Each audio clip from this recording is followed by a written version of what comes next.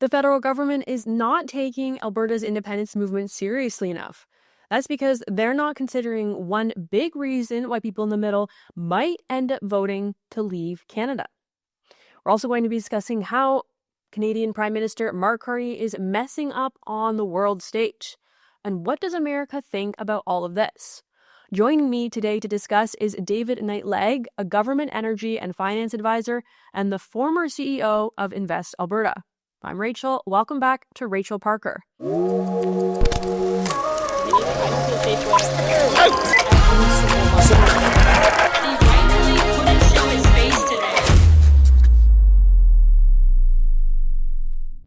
Hey everyone, just before we dive into today's interview, a friendly reminder that you can support my work over on Patreon.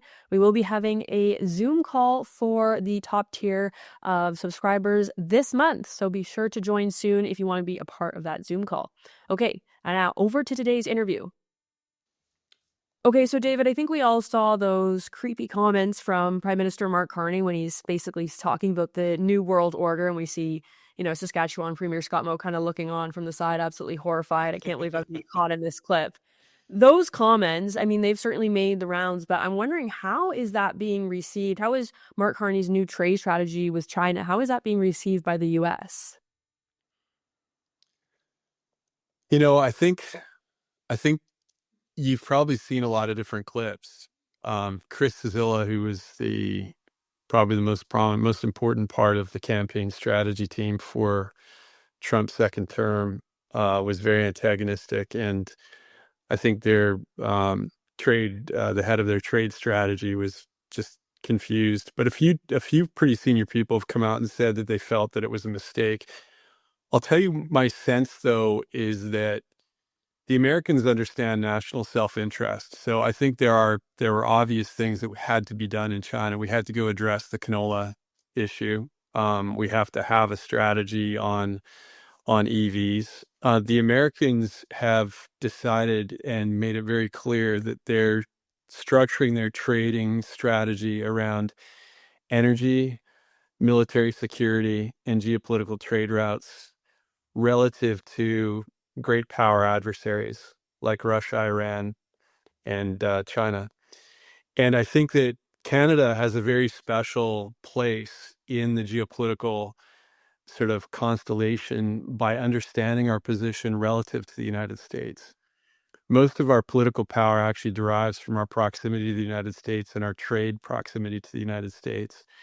Our military strategy is entirely integrated with the U.S. There is no plausible Canadian military strategy separate from an integrated strategy with the United States. And I think the problem for the Carney team, and there's good people on that team, and I think there's proud Canadians on that team trying to do the right thing, but the problem is that they have gotten elected on a strategy of running against Donald Trump, and they've allowed that to move from the electoral sort of period where it's, you're allowed to be slightly crazy and make promises and have attack ads, that kind of thing, to actually making the huge mistake of letting it affect their governing strategy. And so in their governing strategy, they've kind of taken opposition at different points to very obvious U.S. red lines. You saw that back in Gaza with the recognition of the Palestinian state by Mark Carney, Anthony Albanese, and Keir Starmer at the worst possible time in the middle of hostage negotiations. And Marco Rubio actually had to comment on this, and he said that these three individuals were just desperate for relevance because they weren't relevant. I mean, it's pretty tough stuff coming from the Americans because Canada was stepping way outside the lines in terms of what our, national position should be and how we're understood by the rest of the world in terms of an integrated strategy with the Americans and with our one ally in that region, which was Israel. And so now you're seeing it again when it comes to trade strategy, and it's bizarre to me because it doesn't have to happen this way. In other words, you could have easily had a trip to China. You could have discussed the development of Northern Gateway and taking 525,000 barrels to replace the 500,000 barrels they just lost to Venezuela as the Americans took that over. Which would have been a $16 billion a year trade for Canada. You could have had a very quiet, resolute, smart positioning for Canada's relationship to China. China is only 4% of our export trade. The United States is 77%. All of the UK and Europe is only 10%. And yet we've had trips all over the world and we haven't dealt with the really core issues that the Americans have made clear are the key parts of a trade strategy with us and is our most important feature. And you're seeing this right now in the positioning in Greenland, Arctic security, fentanyl, the border, our immigration crisis, our asylum crisis, the fact that Canada is now the source of 80 to 85% of all terrorists that are interdicted in the United States. It has never happened before. And so I don't think that some of the issues that were dealt with in China were the wrong issues or that it was wrong to go. What I think is that the way that they're structuring the conversation around those issues and the way that that is contributing to the relationship with the United States is deeply problematic at this point. They've only got a few months left, Rachel, before we have to go into the process of revisiting and restructuring the Canada-US trade agreement. A Mexico trade agreement. And we don't have a lot of cards to play. And right now, we haven't been getting on with building the pipelines that would give us the resilience and the negotiating leverage that we need with the United States and with other countries. And so I'm just, I'm among a lot of Canadians that are very concerned that the federal government has been defining themselves as kind of contra Donald Trump and his strategy rather than really defining the national interest, which often pivots off of being closely integrated with the Americans. Steve Bannon went as far as to say that Canada has become hostile to the United States. Is that your sense of what the Americans are feeling? Well, I would draw a distinction. I saw a really interesting debate the other day where somebody said, we should bomb Iran. And somebody, I think, correctly said, you got to be clear when you say that we should bomb the Islamic terrorists, caliphate regime holding Iranians hostage, right? Like you want to draw, just like with China, you want to draw a very big distinction between the Chinese Communist Party and the vast Chinese population, most of whom are members of the Communist Party and no interest in being members of the Communist Party. Same thing with Canada. I think if you sort of look at, I think there is a very small cohort of hard left and center left people that see their political fortunes being deeply antagonistic to conservatism and deeply antagonistic to capitalism and deeply antagonistic to the United States. And there are obviously people in government right now, in different governments. You see this with EB in British Columbia. You see it with factions in Eastern Canada, which are antagonistic to Alberta's autonomy as a province, our ability to create wealth and prosperity, our ability to take everything that we make globally, and our ability to actually create the wealth that funds the whole country and makes Canada feasible. And I think what Steve Bannon addresses often is targeted to what he sees as the trends or the themes that are antagonistic to freedom and to America's ability to project its influence or its force around the world. And, 80 to 90% of the time, Canada's interests are fully aligned with that. Sometimes it's not, and you have to have the ability to define when those moments are. And so I think what Steve Bannon is addressing is a longstanding concern with the influence of the Chinese Communist Party in Canadian politics and over particular people and over particular sectors in Canada, and the inability of this government in particular to address that openly and honestly and to deal with it. And I think that by going to China without having some of those caveats wrapped around what happened there and the way that they defined that trip, they've created problems for themselves with the Americans. You've talked a lot about how the Americans are focused on military security. We've heard Steve Bannon talk a lot about that in recent days in the context of the Alberta secession movement that's ongoing in, my province, your province right now.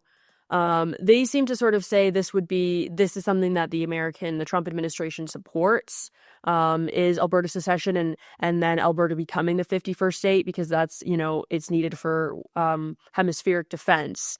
So it seems like the Americans are really eager to get more access to Alberta, whether it's our oil and gas, whether it's our mines, but also for this issue of defense. I'm wondering why they're saying that. Is the relationship with Canada as it currently stands just not apt enough for them to get what they need? They're feeling like they actually need Alberta to be either an independent state or the 51st state of the United States of America to be able to have the access that they need? It's a great question. I think there's three different things going on. I think one thing is that we're about to go into negotiations, and there will be a lot of 3D chess when it comes to geopolitical negotiations. And I think that they're acknowledging that. I would also draw a distinction. The second thing I would say is there's a big distinction between the base, of which Steve Bannon is a very important representative to understand in his language, his way of thinking, is an important part of understanding the MAGA base. But that's very distinct from Scott Bessent, Howard Lutnick, Stephen Moran, the people that are called Chris Wright, people that are going to be very involved in deciding how the Canadian and American negotiation takes place. And I think the third feature is, and this is always the wild card, is the president himself. He's shown that he will surround himself with very alpha personalities, and they'll have big debates and conversations, but he'll call the shots. And he has a very unique way of negotiating. You're seeing this multiple times, but you're seeing it right now, especially with Greenland, where he will say something that he knows will be treated with outrage, but he'll reset the framing of that discussion in a way that benefits him long term. And he doesn't mind the outrage. It just doesn't, he sees this as highly tactical, and he's outlined this himself in the book that he wrote and other things. So I think you've got three very different things happening. I think you've got negotiation strategy, you've got a base, which is very distinct from the diplomatic and the strategic teams that will be doing the actual negotiation. Then you've got the president himself. So having said that, I think that the critical thing that people from outside Canada see as they look at Canada externally is they understand very quickly that Canada is a energy superpower. What they don't catch right away, but they soon figure out, is that actually the way the federalist structure works in Canada, the way Confederation works, it's Alberta, 4.5 million people, that own all the oil and gas that's under the ground. And that oil and gas, that's more oil than China, Russia, and the United States combined. And it is as much gas as we have already mapped and found, but we know there's more. And that's already made us the fourth largest gas producer on the planet, pretty much tied with Qatar. So as people see that, they find it absolutely extraordinary that there's this one place with 4.5 million people in it that's a democracy, that it has such extraordinary vast resources that rivals Venezuela and Saudi Arabia. And it's right next door to the United States, which is the largest and most vibrant and active economy in the planet. And the Americans have made it clear that the new strategy has two pillars: Stephen Moran's restructuring of the World Trade Order from his November 2024 paper. And the president has made it clear that that is the trade strategy, and the national security strategy, which was released in December 2025, which makes it clear that they will move a focus towards a very strong nearshored, asset-specific, trade-specific, security-specific set of strategies with allies tied into trade routes that can project lethal force around the world and defend the United States against any potential engagement by China or Russia in particular. And they've made it clear that the trade strategy globally is to reset the economic fundamentals of global trade around a tariff regime that the United States will employ to basically protect its manufacturing base and re-engage its manufacturing base. So these things have been spelled out. And the Americans have made it clear that there will be no conversation around trade without a conversation around energy security. And there'll be no conversation around any of that without a conversation around global military security. And so the reset that you're seeing at the Department of War, and the fact that they renamed it the Department of War, is very serious. And they're not playing any games. And so I think the thing that Canada has to get better at is moving past what has been sort of the politics of a Trump-oriented running against Trump because he's deeply unpopular in the Canadian psyche, which is domestically, politically effective, to getting onto the front foot of defending Canada's national interest in negotiations with the Americans, which requires taking seriously what they've told us are the determining factors of the new trading and security order. And on that front, I think, sadly, we're way behind the curve at this point. I haven't seen any significant movement on Arctic security, aside from sort of loosely saying we're going to do it. Our border problems with asylum and immigration fraud globally, Canada's just being used by terror and criminal syndicates at will at this point. The RCMP has done a terrible job of following through on things that the FBI and CIA have indicated are fundamentals for them to catch. We've got a huge cross-border terror problem. We've got a huge cross-border fentanyl problem. And when these things come up, the default setting by our journalists and some of our politicians sort of point to something completely meaningless, like the fact that we haven't caught that much fentanyl at the border, as proof that we don't have a fentanyl problem.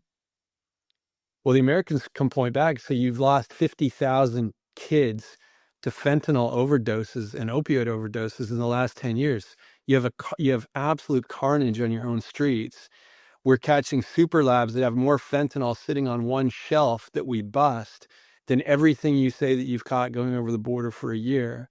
And we know the Chinese triads are working very closely to bring the precursors in through the Port of Vancouver and BC, which they control. We're watching judges let them off. We don't know why, but we think it's probably because the judges are either on the take or scared and being manipulated by these triads. And we know the cartels are in bed with the triads in Canada all the time doing these things. And you guys are turning to us saying Trump is bad, and we really we resent the fact you're threatening our sovereignty. And so I think at some point we're going to have to get real, but I haven't seen that level of realism yet. And I've seen a lot of political, across the spectrum, sadly, a lot of people sort of wanting to stay focused on Donald Trump being, hairy and scary, rather than coming up with the things that are going to be the market makers for Canada in a negotiation that's not going to wait. And in the middle of that, you've got Alberta Independence. And I think out east, they're vastly underestimating the effect of an Alberta Independence movement. Especially during a period where Alberta's economy is leading the entire country by a mile at this point. And federally, they're quoting, here's how the economy is doing, but the lion's share of everything they're quoting is coming out of Alberta, which politically is deeply opposed to what's happening in Ottawa. And yet the things that we did for 4 years to restructure the Alberta economy are now paying dividends for Alberta. But that's creating an even wider gap in terms of political, cultural, and economic expectations between Alberta, which is saying, okay, so we're the wealthiest province, we're the freest province, we have the highest net income, we have the most entrepreneurship, we have the highest investment levels, we've contributed the most money to the whole country for 2 decades, we've got the fastest growing demographic, we've got the best educated workforce in the country. Everything here is growing fast, and we're more and more disappointed with the disconnect with the federal government that seems resentful and continues to pass laws that are either culturally offensive in different ways, like their bail laws, the way they approach sexual identity, the things that they do that are like, Canada passed this trans law, and you've got these federal institutions acting like that was a crime. Or Alberta passed this law on trans related issues for these kids to protect kids. And federally and nationally, you have this idea that that's somehow, transphobic. And that law hasn't even gone as far as Denmark, Sweden, or the UK. I mean, the level of disconnect at a federal level between policies that are, are kitchen table issues like that, and then policies like a one-way tanker ban that's meant solely to prevent Alberta from sending cleaner energy into Asian markets where it's in the highest demand, would have the biggest environmental and economic impact on the world environmentally and on Canada economically. And you see this committed cabal of people from kind of the Montreal-Toronto axis in Ottawa deciding that they're going to try and prevent the one engine of real growth in the country from fully functioning.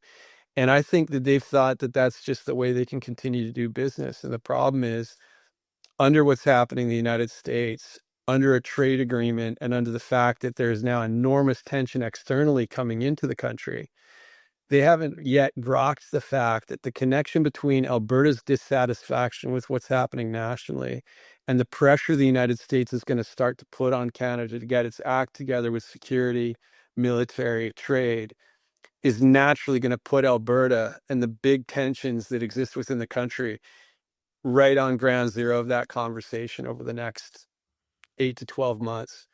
The timing is unreal. We're literally resetting the entire economic infrastructure of Canada with respect to 80% of our trade with the United States at the same time that there's an nascent Alberta independence movement that is very quickly starting to take off. So it's going to be a wild. I wrote a little post on on X talking about the fact that it's going to be the summer of love and trade wars. With this Alberta independence movement coming up amid the need to renegotiate the USMCA or the new NAFTA, whatever people are calling it these days, is that going to be a problem for Carney and benefit to Trump?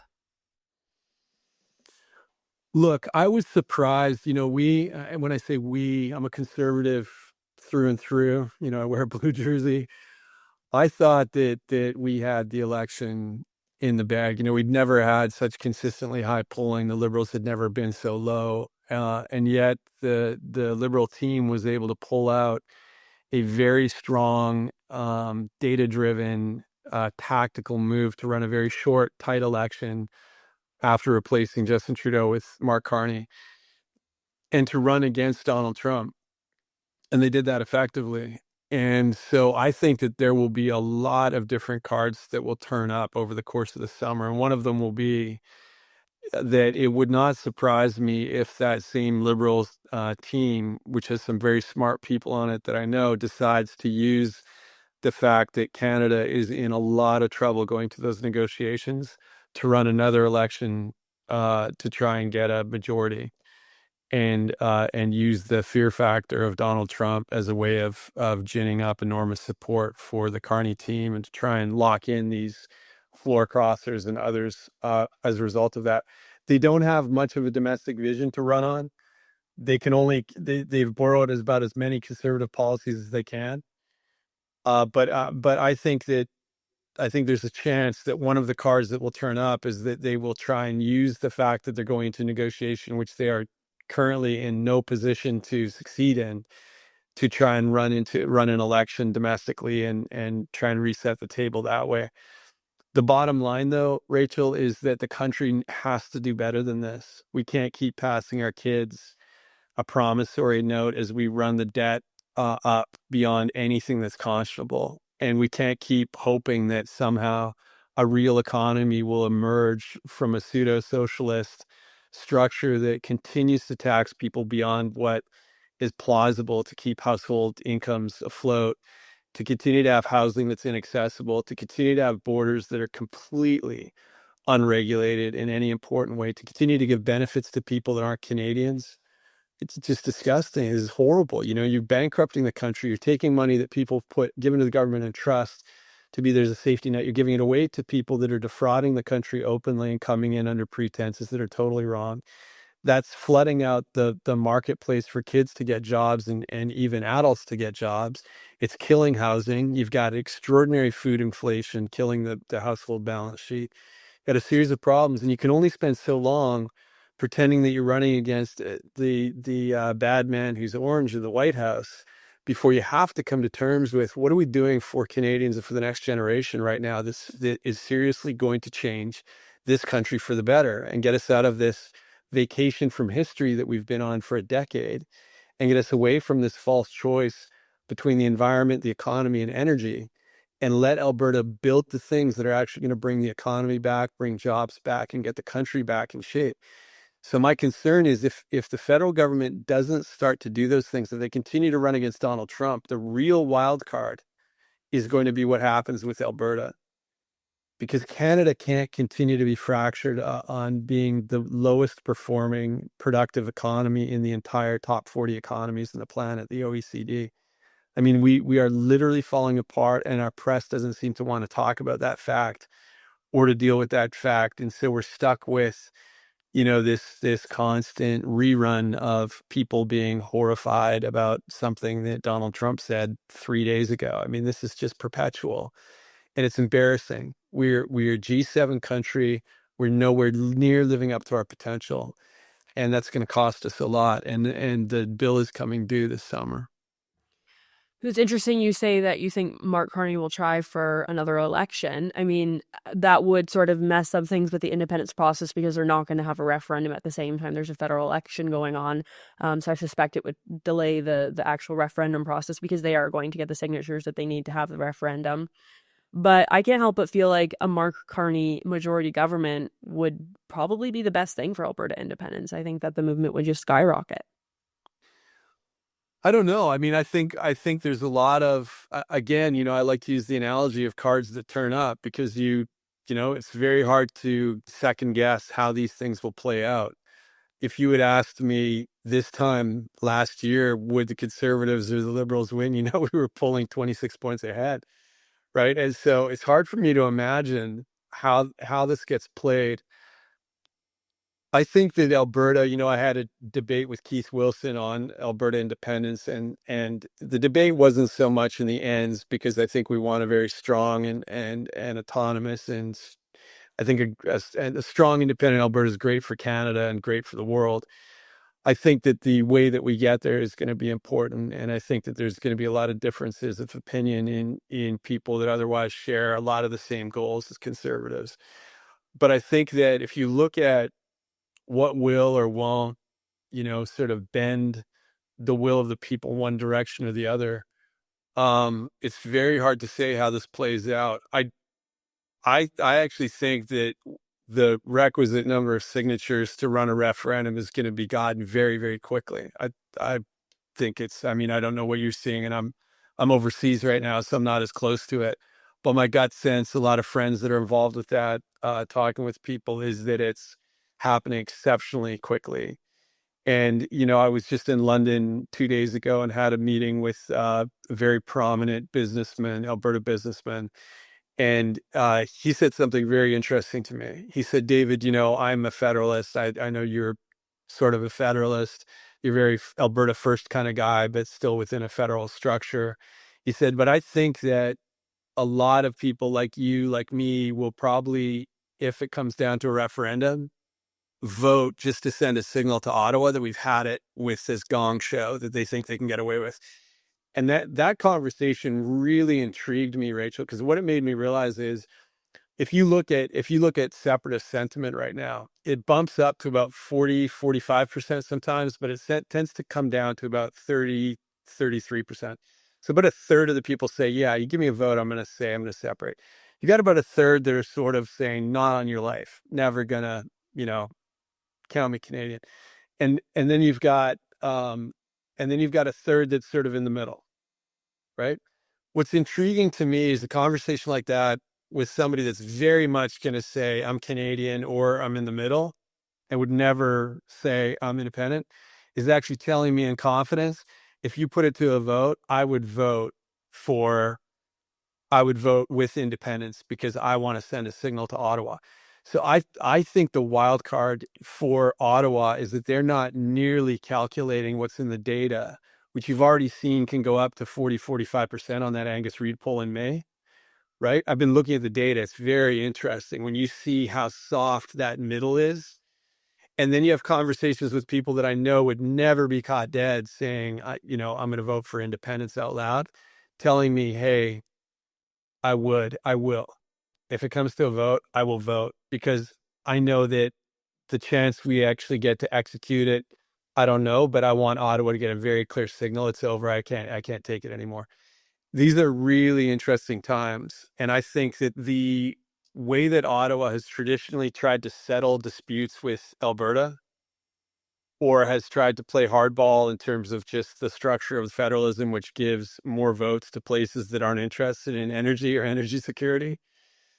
When you're talking about a negotiation with the United States, this has made it crystal clear that's what they're interested in from Canada and that they don't want to see a dairy cartel anymore, right? You're going to start to see enormous tension between our largest trading partner and federal negotiators working for a government that's not really that representative of the sentiment in places like Saskatchewan and Alberta, which are the two hottest economies in the country, and offer the most important minerals, rare earths, potash, oil and gas, forestry, ag.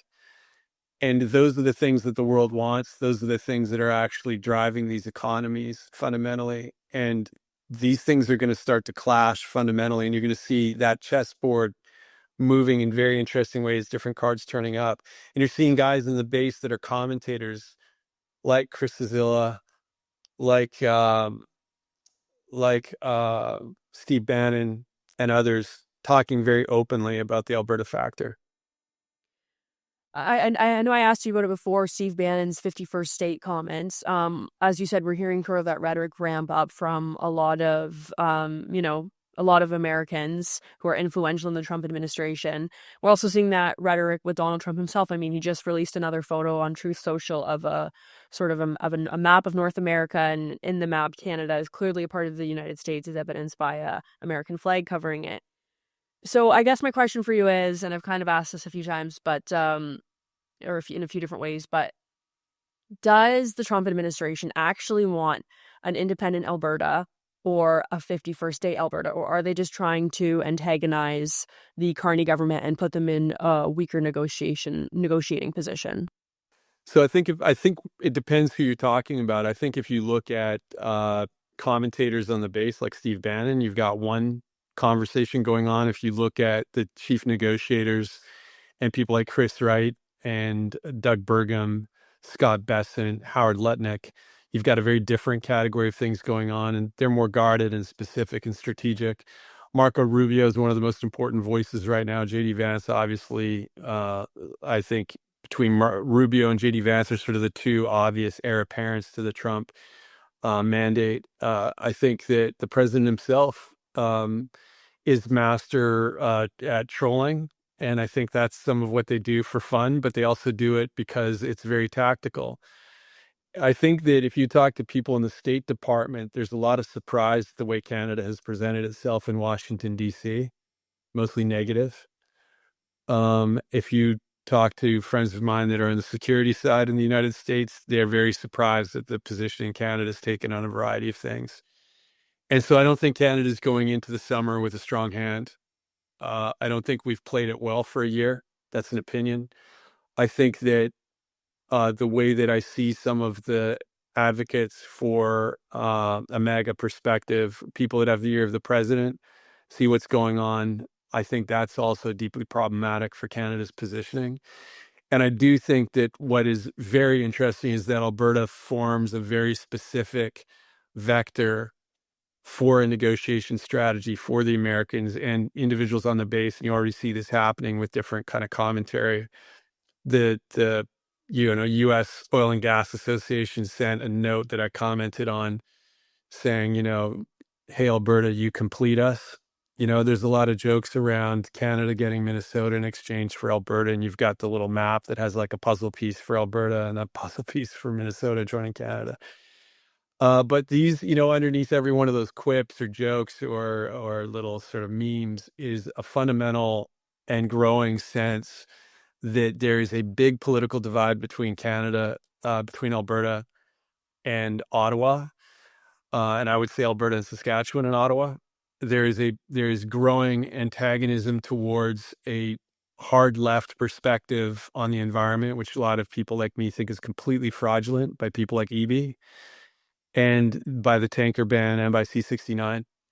And so when you see Ottawa unable to just say, we want to build and we're going to get rid of the things that were obviously antagonistic and pointed at Alberta, like C-48, C-69, the use of Indigenous veto powers, which don't exist anywhere in the law, the use of the idea that this is unceded territory when it's ceded, all these things that have been done. And then some of the guys like EB that are hollow shirts pretending to stand up for the environment when they know that ban has nothing to do with protecting waters and everything to do with, holding Alberta back. Those moments are contributing to more and more people in the middle, that middle third of Albertans that are saying, I'm not sure I'm going to hold my vote close to my chest, just saying, you know what? I want to see what Ottawa is going to do if we just say we're going.